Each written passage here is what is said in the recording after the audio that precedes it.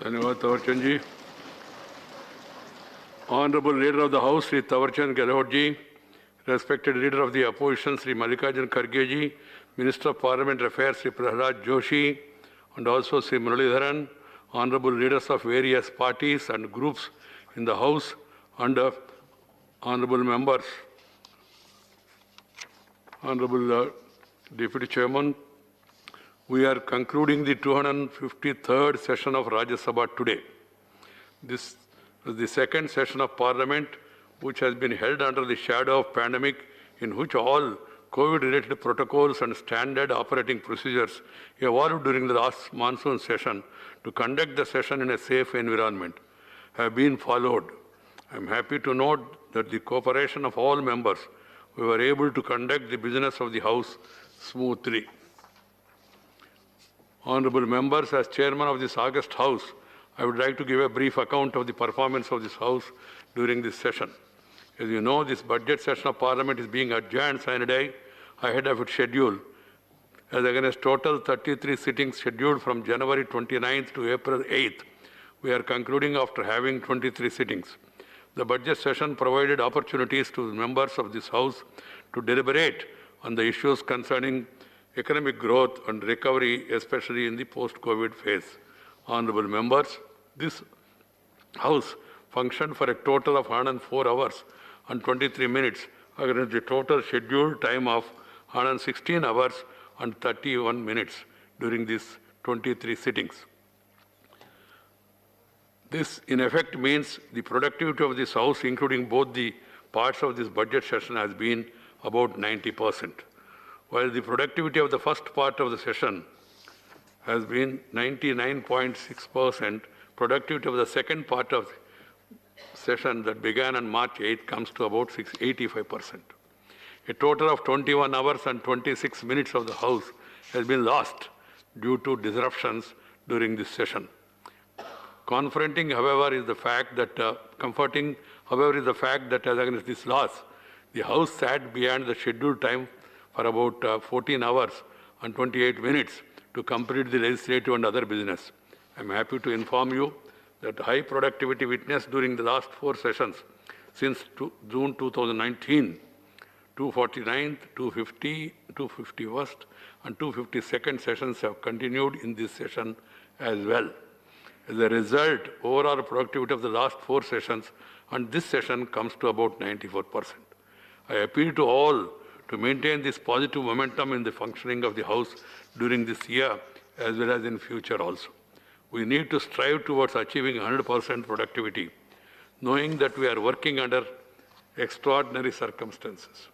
Honorable members, I am happy to note that this August House saw a passionate and quality debate and discussions on the motion of thanks to the President's address and the Union Budget 2021-22.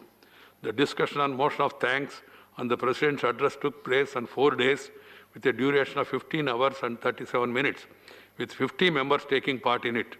The Union Budget was discussed for 10 hours and 43 minutes on 3 days, with 45 members participating in it.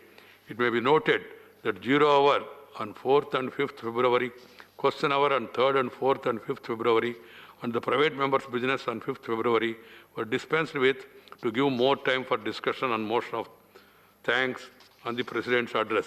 Honorable members, as regards this legislative output, this House has passed 19 bills, including consideration and return of the appropriation bill and the finance bill. 34 hours and 4 minutes time has been spent on the discussion of the government bills, which comes about 42% of the total functioning of the time of this House spent on legislative business. As many as 199 members participated in the discussion on the bills. Some of the important bills, you are all aware: Kashmir Reorganization Amendment Bill, Arbitration Conciliation Amendment Bill, Major Ports Amendment Bill, Medical Termination of Pregnancy Bill, National Commission for Allied and Healthcare Profession Bill, National Institute of Food and Technology, Entrepreneurship and Management Bill, the Insurance Amendment Bill, the Mines and Minerals Amendment Bill, the Constitution Scheduled Caste Amendment Bill, the Government of National Capital Territory of Delhi Amendment Bill, and the National Bank for Financing Infrastructure and Development Bill 2021, etc. Honorable members, the working of three important ministries, namely Jal Shakti, Railways, and Tourism, has been discussed for 11 hours and 13 minutes, which comes to about 11% of the total functional time of the House. 61 members participated in the discussions on the functioning of these ministries. Members raised a total of 273 issues of urgent public importance through 163 zero-hour submissions, 110 special mentions. The zero-hour submissions and special mentions made during this session covered a wide range of important issues. As regards the question, a total of 113 starred questions have been orally answered, which comes to 34% of the total 329 starred questions listed. 11 hours and 50 minutes have been spent on seeking answers from the government through these starred questions.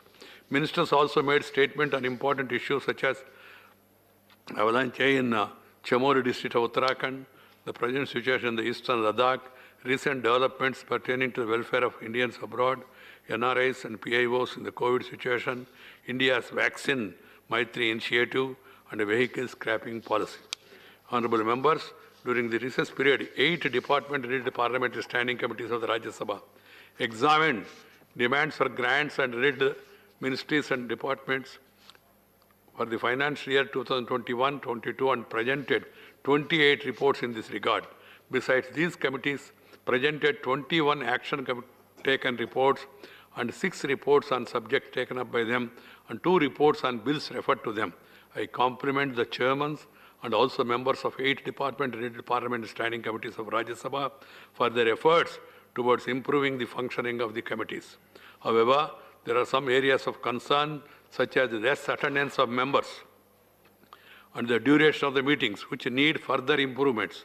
I urge all the party leaders of respective parties to sensitize their members to take the committee's work seriously, given their importance and relevance in our parliamentary system, ensuring executive accountability on behalf of the Parliament. I propose to communicate to the leaders about the attendance of their members, each members, so that they can take stock of the situation, advise the honorable members in this regard. Honorable members, orientation program for the newly elected and nominated members was organized by Rajya Sabha Secretariat on 13th and 14th March to familiarize them with the rules and procedures governing the functioning of the Parliament, particularly Rajya Sabha. I am happy to note there were the encouraging response members. Out of 71 members, 34 members, including Honorable Minister for External Affairs, Jay Shankarji, attended this program. I am told that the members were highly appreciative of the contents and conduct of the program. I compliment the Secretary General and his officers for successfully organizing the program.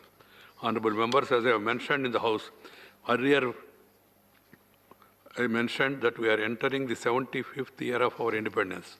And to mark this historic occasion, the government have planned to celebrate it as Azadi Ka Amrita Mahotsav, with several events spread across the country. While this special occasion provides all of us, citizens of the country, an opportunity to cherish the values and ideals of our freedom fighters stood for and helped our country to gain freedom from the colonial rule. It also calls for serious introspection of the functioning of our legislatures and their members. People expect meaningful and purposeful debates and discussions, high standards of conduct from their elected representatives. Members of the Parliament have to work diligently and effectively to meet the expectations of the people. As House of Elders, Rajya Sabha has to lead by example. Our responsibilities have become more onerous, especially in the context of these pandemic challenges, which calls for determined and corrective efforts by all stakeholders.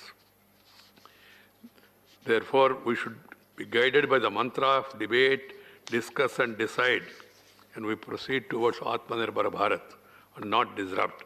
This is the only way forward in these challenging times.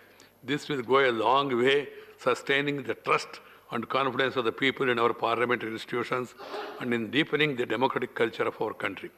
Honorable members, we have been able to contain the spread of the pandemic in the country with a coordinated efforts of all concerned, with center and states working as Team India.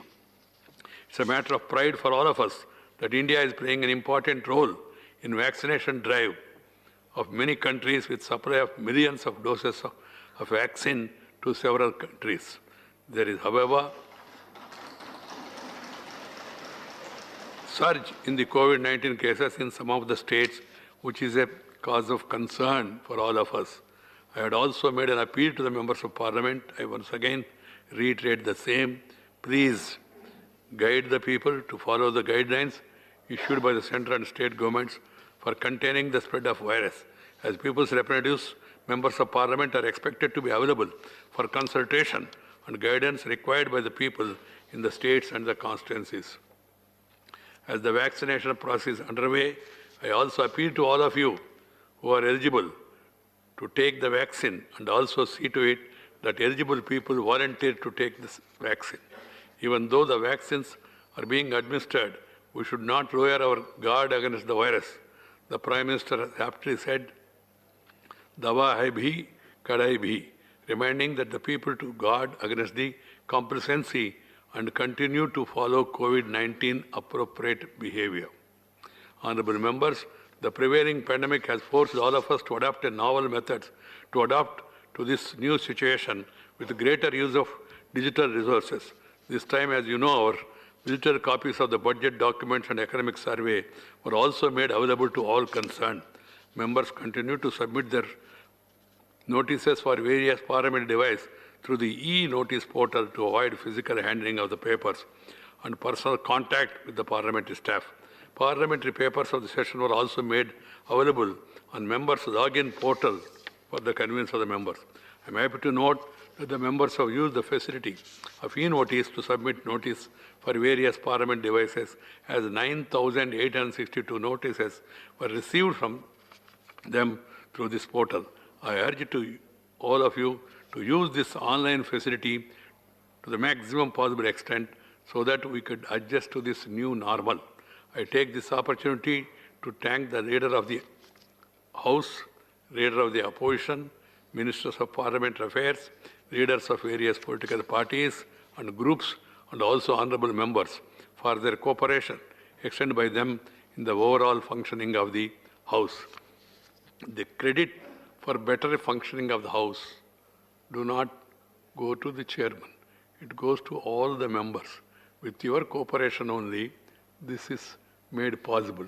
So you have a onerous responsibility to see that all of us maintain standards and set example to others.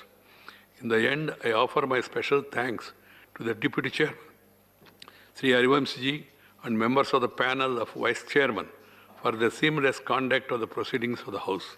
I place on record my appreciation to the Secretary General and his team for hard-working and committed officers, and also the staff of the Parliamentary Security Forces for their untiring efforts. My warmest greetings to all of you on the occasion of Ugadi, marking the beginning of the Telugu New Year. In fact, this is actually a festival time when many people across the country usher in the New Year. A few days ago, Parsi brothers welcomed the New Year, Navroz.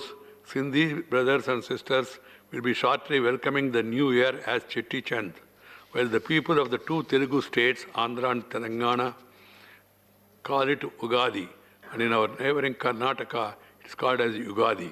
The people of Maharashtra celebrate it as Gudi Padwa, and in Tamil Nadu, it is observed as Puthandu, which is falling on 14th, while our Malayali sisters and brothers celebrate the occasion as Vishu in Kerala, and in the Punjab, always they have the festival of Vaishakhi.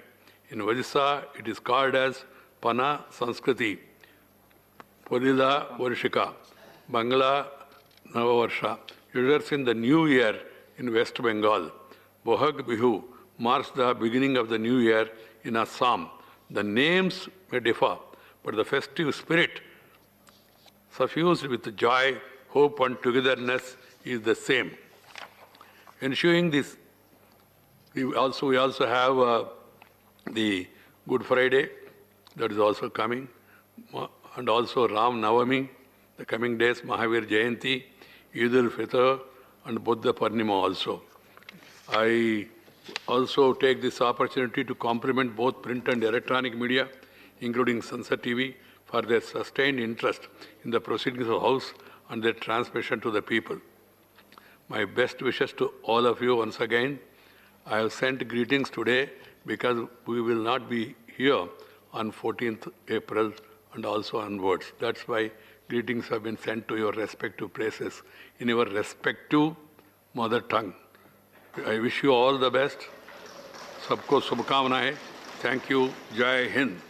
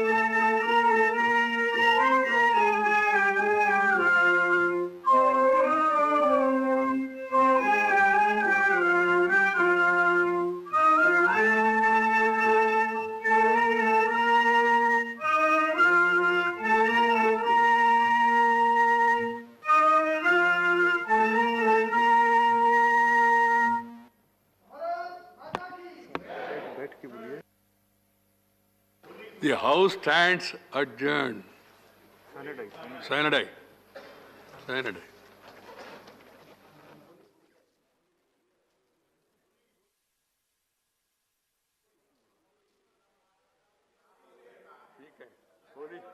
Holi का सबको होली का शुभकामनाएं।